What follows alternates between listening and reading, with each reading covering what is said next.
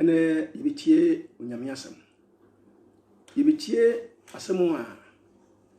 efa Kristo Yesu no dwumedi anti a Onyankopɔn ma no ba asase so onyame di Kristo Yesu bae se omra na omepata onipa eni Nyankopɔn tam nti Kristo Yesu dwumedi obedi bebrebe ni nyina empata dwuma mystery of reconciliation ene Kristo Yesu di ba asase so we pata nipa eni Onyankopɔn na yaye ba ko tse kane no jano pay eni na yebetie ni ahwese nti pata dwuma na Kristo Yesu ebe ye no ye wo mu anase ye nimbre se ye Kristo fo yi ti ya pene so ma Awurade apata yen e de ama Kristo Yesu ana eti yebeko Timothy mu metoso yenu no etie yemienu nchimu eye aduonu ekosi aduonu baako ni Awurade eka ne se efi nyame asam si na fikesie mu eni sika ne dwete no manko na nnua ni dotie de enso ewo bi na obubi bibi nso ye de ewo mu aduonu baako no so obi ti ne ho free ye nim ho a obey ade a obuo na wate ho a wura no ye biribi a eye yie na wasiesie de ye edwuma pa biara boni ti ema Onyankopɔn de ye hwe anye yie emumuye nti Onyankopɔn de ye hwe anye yie na Paul say wiase a ye wo yi enye ni pati ni fo nkwa le mu adebon ye fo ubo ha onyame de ne ye hwe anye yie nanso se ye tie onyame asem na se ye tie ho free ne enfata ne entini mu a onyame tumi siesie yen e de ye adepa am yetumi hye na ni monyam enter Kristo is by so ba na obe siesie yen o meja etuate a ye tie Awurade Nyankopɔn no su a eni Nyankopɔn asem nko abraba ye bo a eni onyame asem enko enu nti aye adeso ma nwumie no aye bone ama ye no nti Onyankopɔn bufo gusu ta yen so no Kristo oba obe isa ni mani nyina afiri ho se no ye afiri ho o de na asem na ma yen asem na ma nkwa no ena Awurade edi be ma yen na si yesetie ni etie a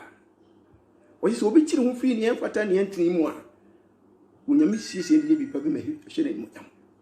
edi se be Awurade mu ni etie onyame asem a etie Kristo Yesu asem a esesa yen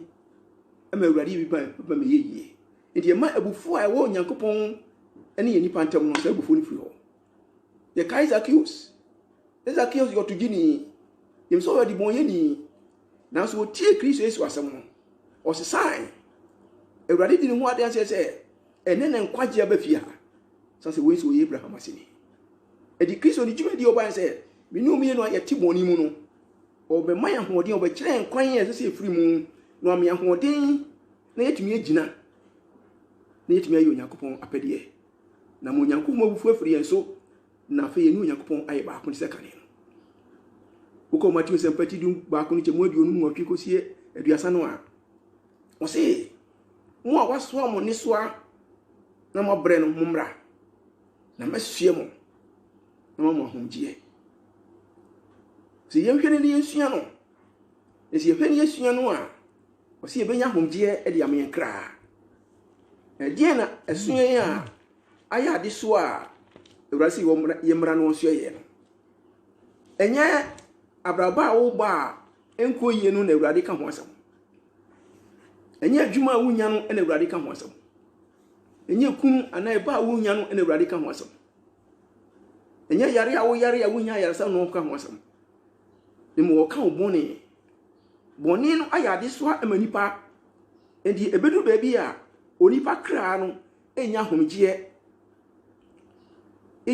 ma ye kra no ye be ko sey mu nti Awurade from ni nwese ye mra Mommy can't count them. Matthew was a pet to back on the chemo, you know what you could see at you know at your son. Or say, Mo amaye adwuma abre no aso mo niswa nyina mummra me nchen mema me ahome mumfa me konua no to mo so na munsua me bisa me jo na me bre me ho ase akoma mu no benya ahome amokra na me konua no emre na made so anso ha di adwuma be na ye wa bre e boni no aya tire mu no aya ade so ama me mienu edi ye kra na ewuye mu no ye kra no ha ye kra no hu se ebi beba onya home edi o ha te wura se mumra me nchen na masuam di sua o sua se odi onyame asam no e ma yen ama asam no asesan yen ama fei ye home no ana ye kra no ebenya home danko ama sanso onyame abufo be firi baako enti ye ni onyankopon be ye baako ye ni onyame ebe ye baako ye ni onyame ebetena onyame betena ye mu ye betena onyame mu enti ebenya home e de ame kra ye na kan na wo ho no a efi ho no Kristo se oba be ye hu adwuma enti odi mpata dwuma die no eba obe pata nipa ani oni onyankopon ama onyame abufu afiri ho ama onipa ne onyankopon aye baako odo abaye ntem asomdwe abaye ntem o hawo ni hobio abufuo ni hobio edi onua tie onyame asem tie Kristo Yesu asem nesisa uko Isaiah nwanu ti ba ko ni chemu edu nwotwe ani edu nkron onyankopon enam Isaiah so efre onipa sayemra ne yenu no metinase ne yenu no eni yenu ni komo yenu ni nka yemboni ho asem na se yeboni no osi se di sadamra ma hempa osi ebeye fita se ti se nkra wo mpa osi ebeye sa kadu se ni okire no new Isaiah a new Bible mu no osi mumra ma yemfa adwene ewrade na osi se mo boni ti se ko jan a ebe ho asa wira se brise moja ebe fita se akado se mo pe na mo tia mo bodi asase so enipa osi se boni se ne etie bia ye mra ne chen ne se ba osi obeyi ni nyina afi ho mai ne se peniso ne ba dia osi ebedi asase so nipa asase ban asase fufura awrade ebo the new kingdom the new nation oso we asase fufura ndi oso fufura sa asase osi ebetie na ebe ye ne awrade asem be ka kire ye ndia osi ne sa asase ne bisu ebedi so nipa enti Kristo ba se oba no be twimi no mienu eni onyankopon akoye ba ko bi abufo be free ho ne eni onyankopon be ba enti dwumadi awrade bedi ma mi mienu yako Hosea so kabio e wo Hosea 14 uko 1 to 3 na Hosea so se ni onyame enam ne so e kan se Israel sambre awrade onyankopon chen omu yenti wahwe ase wose momfa asem nkura ensane mra awrade nchen monka kire no se fa mumuye nyina che na chi papa na yemfa yen anu enye enantwini mo afodie ukomi yensa wose Asiria nyen afokon so yentina nso yen kan kire yensa no adwuma se yenyame bio efi se umuna nwisia ehunti mobro abusunsuma yeson wose afedi yen kan kire yensa no adwuma so yenyame bio die tie onyame asem a ija abusunsum edi ho bata awrade ye ni awrade asem ka nti onyame abufo no firi nipa so ama nipa ne onyankopon ebe ba dwumadi awrade bedi beye no obi antimi nye ya tise wo hwe ni moja agu moja na abue kwan ma no mienu se beye ne sa dwumadi betumi akoso nso wo hwe agudi a ne na kana asem so nipa bɛgye onyame asɛm Kristo Yesu tumi na hoɔden na asɛm no de bɛma yɛn no tumi na wasɛm no mu no yɛbɛpresma tumi no atumi ahyesa yɛn na yɛtumi aso papa na onyame abufuo no afiri yɛn so akɔ yɛtumi ne Onyankopɔn atena yɛte sum bɔne ti yɛte sum na Kristo de han na ɛbrɛ me no mie no Kristo ka ɛwɔ Yohanes empati ngɔdwu dumienu no ɛkyerɛ yɛn sɛ ɔse mini wiase han obi biara obedi machi no ɔnante sum mu obenya nkwa han ɔba sɛ wiase han obeyi bɔne afiri hɔ ɔbɛkyerɛ kwan onipa bɛfiri bɔne mu na ɔbata papa wayɛ ne Awurade pɛ na otumi aso Awurade ani saa na Isaiah bi o kan no Isaiah 61:2 no ɔse sɔre hyerɛn na wo han ba Awurade ɛne onwuma bi o so hwɛ esum wɔ aman so na esum ka bi akata nipa so na so Awurade bɛpue wo so na ne onyina bɛda di wo so Kristo Yesu ni Awurade no ɔno ɔde han ɛba han yɛ ne nkura han yɛ nkwa ɔne nam so ɔde han ɛma nipa sɛ bɛ ne nipa ɛne Onyankopɔn ntam bɛyɛ yie bio ɔsɛ wo han yɛ ba di sɔre na hyerɛn enti ɛntena se tie Awurade asɛm tie Kristo Yesu n'asɛm tie ne nkyerɛkyerɛ tie na futuo tie na tɛnyie ne nyankwa ni mu na nkwa wo Kristo Yesu mu na nkwa wo nkwa ni obi biara mu nkwa ni asɔre mu nkwa ni ɔsɔfo mu nkwa ni obi biara mu nkwa wo Kristo Yesu ti sɛ wo pɛ nkwa de a so onyame buo no bɛfiri hɔ na wo ne onyame ayɛ baako de a ɛne sɛ wotie Kristo Yesu asɛm ɔna wofa no so na wotie n'asɛm no na wotumi anya ɔdɔ bi afiri Onyankopɔn hɔ saa bere de onyame abufuo wɔ nipa so sɛ onipa bɛfiri abufuo no mu de a yi sɛ wotie Kristo Yesu asɛm ansa yi sɛ ne Kristo bɛkae na onipa no fa na ɔde bɔ ne bra sɛ ne ɛsɛ na wotumi anya nkwa na han no atumi ahyerɛn wɔ so sɛ Kristo ne han no han bi ani hɔ bio odiifoɔ ni bi ani hɔ yɛ han obi ani hɔ wɔ nkwa yɛ nkwa no ɛwɔ Kristo Yesu ɔne ne wiase nante sum mu bio mu bi nya nkwa han ɛdonia woyɛ Kristo ni wotie Awurade asɛm ɔfa Awurade de Awurade asɛm wɔte na sesa wo sɛ Awurade asɛm no sesa wo de a ɛne sɛ na wonye ne kyidi ni o na woni n'akyi Kristo kyidifoɔ nyinaa tie n'asɛm obiara tie Awurade asɛm ne oyɛ nyame ba bi tie Awurade asɛm Awurade sɛ ni ofire ne oyɛ Nyankopɔn de antie Onyankopɔn asɛm nti tie Onyankopɔn asɛm sɛ wotie n'asɛm de a ɛne na onyame abufuo no ɛna wo so bio ɛna Kristo Yesu ayi abufuo no afiri so ama wonya ɔdɔ bi afiri Onyankopɔn mu enti yɛnkɔtena sɛ ɔdɛm hɔ kwa na kasa me kwa asɔre asɔre a wokɔ no nyɛ nkwa de agye nkwa ani Kristo Yesu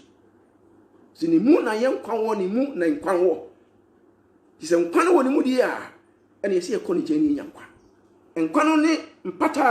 a ɔpata me ne umienu afam Onyankopɔn wɔbɛhwie ne mogya no gu ama bɔnifakyɛ na sɛ wantie n'asɛm no a mogya no ma ho fa so bia enti tie Awurade asɛm na asɛm no sesa wo obi otie Awurade asɛm bi ɔsesa ɔbɛsɛ Awurade ne su ne ba bɛsɛ Awurade wokae sɛ bere bi yɛse Antioch ɛne yɛdi kan frɛ agyirifoɔ nom di Kristo sɛ Kristofoɔ sɛ wɔn abrabɔ ɛne wɔn su ɛne wɔn ban wɔn nantie mpo ne wɔn yɛ bia na ɛsɛ Kristo wɔn si wei ni Kristo akyidifoɔ yɛfrɛ sɛ Christians woyɛ Kristoni na wokɔ asɔre wontie onyame asɛm wodo ho ato rituals so ɛyi na so dem Awurade adidi yɛ bɔsu yɛkɔ convention yɛyɛ me yɛ chorister me yɛ choir master me yɛ wei me yɛ asɔre panyini me yɛ kuo panyini ɛna do ho ato so wabrabɔ te sɛn wabrabɔ ne Awurade asɛm kɔ so wabrabɔ ne Awurade asɛm no ɛnkɔ de a ɛne yɛ kae sɛ wohyɛ onyame abufuo mu enti onyame abufuo no ba wonya ho mfani ɛberɛ du sɛ onipa wo sesa na wopɛ nkwagye ma okra wopɛ asomdwie ma okra wopɛ asomdwie wɔ Kristo Yesu mu sɛ ne mu ne asomdwie nyinaa frie wɔsi asomdwie ho dabie kɔda ne so ɔno wu yi mam no mienu ye benya asomdwie sɛ yebetie na asɛm no de a ni wo no ba ho faso na sɛ yentie na asɛm no a ni wo ni wo so de ntimi ma faso bia Nyankopɔn pɛ Kristo be pata obeyi onyame abufuo na firi hɔ Kristo sɛ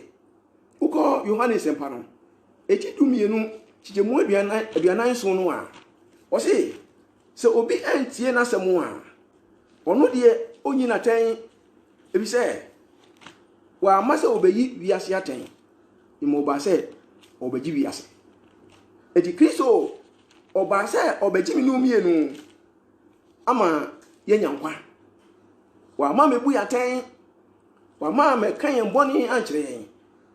amu yen fo ne mo bekan bɔne kyerɛ yen nyai bɔne yɛ na yentumi mra agya ne nkyɛn ɔno ne kwan ɔno no korɛ ɔno ne nkwa no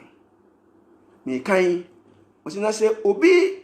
timi nsɛm na wɔnyi ni a me deɛ me mu natɛn na mama sɛ me bebu wiase atɛn me ba sɛ ne bagyi wiase di Kristo Yesu ɔba sɛ ɔbagyi wiase ɔba sɛ ɔbɛka me ne umienu ɛne onyame abom obesiesie ni Onyankopɔn ntam ama yɛyɛ onyame ma ɔne ne ntam gyina ni uko 1 Timothy 2:5 na wɔsɛ yɛwɔ Onyankopɔn korɔ Nyankopɔn baako pɛ ɛne yɛwɔ Onyankopɔn ne nipa ntam gyina ni a ɔno ne Yesu Kristo eti ntam gyina ni baako pɛ ntam gyina ni a ɔma sumdwie ɔma koroyɛ ɔma ɔdɔ aba nipa ne Nyankopɔn ntam enti obeyi ni papa na di kyerɛ yɛn sɛ obɛka ni papa no dɔ di kyerɛ yɛn kyerɛ sɛ yɛ gya no dɔ yɛn enti yɛmmra ne nkyɛn wɔsɛ ɔbɔne di sɛ deɛ mpo a wode bra sɛ sɛ onim ɔbɔne ɛna ɔka kyerɛ sɛ ɔbɔne sɛ deɛ mpo abra ti sɛ wonya kokoduro wonya gyidie na wo ba Awurade nkyɛn a Awurade sesan ɔbɔne no oyi firi hɔ ɛma onyame abufuo firi so enti ma ofiri sum ba han mu wonya sum ba bia wo wonya anadwo ba bia wo na mo woyɛ han ba woyɛ son of the day wonya son of the night bio sum nyinaa be firi mu afi bɔne nyinaa be firi mu afi na ho bɛkye na Awurade etimi du papa bi amatumi ayi enti onua ɛma wasɔre kɔ no eni utirimu dem ɛma wasɔfo die wodie eni utirimu dem eni dwumayie bi a wodi wasɔ dem no eni utirimu dem na bisa ho sɛ enti mi ni Onyankopɔn wɔ asomdwie enti mi ti Onyankopɔn asomdwie mu enti onyame me bɔne no afiri hɔ ana sɛ wokusu ti bɔne mu di a ɛne na ɔne Nyankopɔn ni asomdwie bia na so Kristo Yesu ba ɔba bɛma yɛ asomdwie Paul sɛ ɔne emfiri Awurade asɛm n'akyi ne mu tena Awurade asɛm no mu na yɛ ne asɛm no ɛka ansa na wotumi anya wo fa ahodie na wotumi ɛyɛ Onyankopɔn de a sɛ anyɛ saa de a onua onyame ofo mbɛda yɛn so Awurade waba ɔba am no mienu ɔba me yɛ fa ahodie ɔba me yɛ sɛ Onyankopɔn ma nanso sɛ yɛntie na asɛm no a saa fa ahodie nya saa asomdwe nso ɛma me ne mienu ntam ndi dan nyinaa no onyame abufuo no ɛna bɛda yɛn so na yɛayɛ akoa ama bɔne na bɔne no ɛde yakɔ sei mu meka Efesofo nwati mienu no nkyɛmu ɛyɛ dunson ekosi dunwɔtwe no wɔse ɔba bɛka asomdwie ho asɛmpa kyerɛ mo a mo wɔ akyirikyiri ne wɔn a wɔbɛn ɛfiri sɛ ne so na yɛn bɛnu nyinaa nam enya kwan honhom baako mu ɛkɔ agya ne nkyɛn ɔbɛka asomdwie asɛm ɛkyerɛ wɔn a wɔwɔ kyiri wɔn a wɔbɛn ɔka kyerɛ Judafoɔ ɔka kyerɛ amanamanmufoɔ ne yɛnam no so sɛ yɛbɛtie n'asɛm no a ɔsɛ yɛbɛnya honhom ba bɛnante honhom baako mu akɔ agya ne nkyɛn honhom no ɛbɔɔ yɛn no ɛnumonyam no ɛbɔɔ yɛn no Kristo mu ne yɛbɛnya saa ɛnumonyam no ɛtɔ so wɔne asomdwie ɔbɛka asomdwie asɛm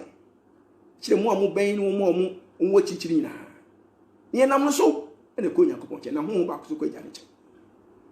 eje Awurade be ka me ni umienu ene Onyankopon bo mu di twuma di titi obaye no so be ye bufuo no ho na wo de odo wo de kroye wo de asomdwie aba manipa se na oni Onyankopon asem tisiye se na oni Onyankopon etra se na ofo Onyame asem eni die be na de mo Onyame asem egbo be na de mo Onyankopon asem ukwaso dem de na akoye ukoti Onyame asem ana odi wa ho ofe wa fade na ade ko kire odi niema wa hye na odi ko kire ana oni a odi to nwom no na odi ko se we mu bia de a we mu de ndimi ma nkwa iso ofri boni mu ansa na wo ye ni Awurade pe ansa no wetimi ko Awurade je Awurade se odi empata djuma ene ba asasi so e de Onyankopon nam no so twe nipa afam no ho kokuru to fom eto so mienu ati num no yen ko chichemu a eye dun wotwe ene edun kron o ka kire yen se 2 Corinthians 5:18-19 osina yen nyina afri Nyankopon a wonam Kristo so apata twe yen afam ne ho no ene odi mpata som no ama yen no ene se Onyankopon wo Kristo mu pata twe wiase fam ne ho e wo mu fumso enwu onso ene odi mpata asem no ahye yen sa obi biara obeka Onyankopon asem so wanka asem dwi asem so wanka mpata asem na o ka asem fufuro bi ade a ene na Onyankopon asem no se Kristo na yi nu di a ene no wo so wode na odi mpata asem no ahye ni mu asem a atwi nipa eba Onyankopon odi ahye ni mu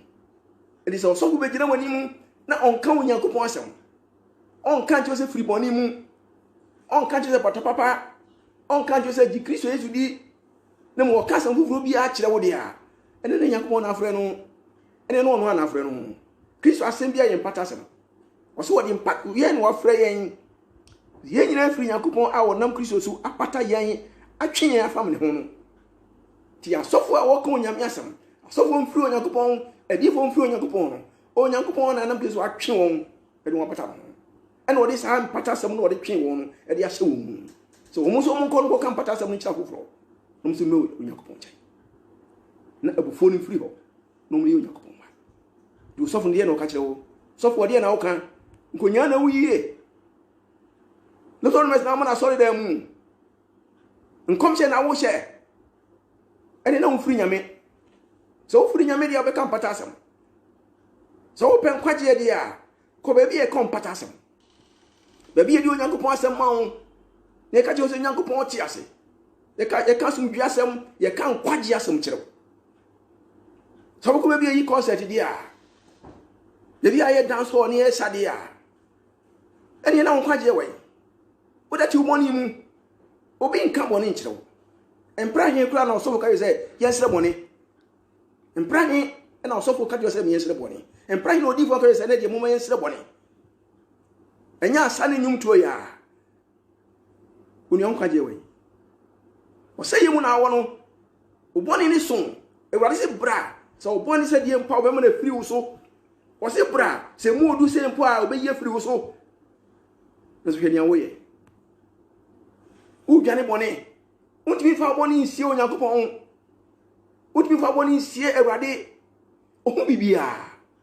osi ansa na dwem boni po wotimu na de be adwuma no ohun eje hinfa na be kwa kosie Awurade ohun die na be ye Awurade ohun onim ni nyina na so ka ise bra me nchen mi ni wasomdwie ne be tie masem na masem no ntina mu na siesie wo na hye wo ma ne so be koni onka Onyame asem nkyere wo de a Bible say ni ofiri Nyame no kan Nyankopon asem so sofo no odifo so ofiri Nyame de a obeka Nyankopon asem akire wo Onyankopon de ni nkwaje asem Onyankopon de ni boni facha ni boni fafriye obone fa Onyankopon asem say be kan yen boni ye be di ehun fi ye boni nyina mu tino se mumra me ntena se ni eni mumra me ntena se kwa Awurade nchen fa boni igu Awurade anim so no kata boni so onye promprom e do kan o jai no oni ehun mo bo ti se wo be kata boni so a no kote bia we sa na yi nkonya kire wo ne ama wo eniema emfata obone no enti wo sire nyame bia onfa ma wo a wo yare enko ne wo pe bia wo nsanka na wo timi kan obone na wo kwa niema o niema yema o niema funu no ewrade se ono wahuni nyina ewrade huni nyina na so ko pese ankoni pa be kan bone ya kire ewrade na ewrade ehu ye mobo na ka wodi ye bone na cheye no agye ye wo ko azan mati aduonu mu nkru no a za 59 verse 1 no a o se hwe ewrade nsa nyetia na enso ogye na nasonso enye den a enti asem bienu no o se na mum ye ne de ema mo ni onyankopon ntam atete na mo bone na akata nani efiri mu ho a enti ontie ijo mo se sobo no dada nkonya no yi kirawo ye mo loto no ma sofoni onyame sofoni onyame difoni onia uti bonsan fie o tamfo no fie nti wa be ye onyanko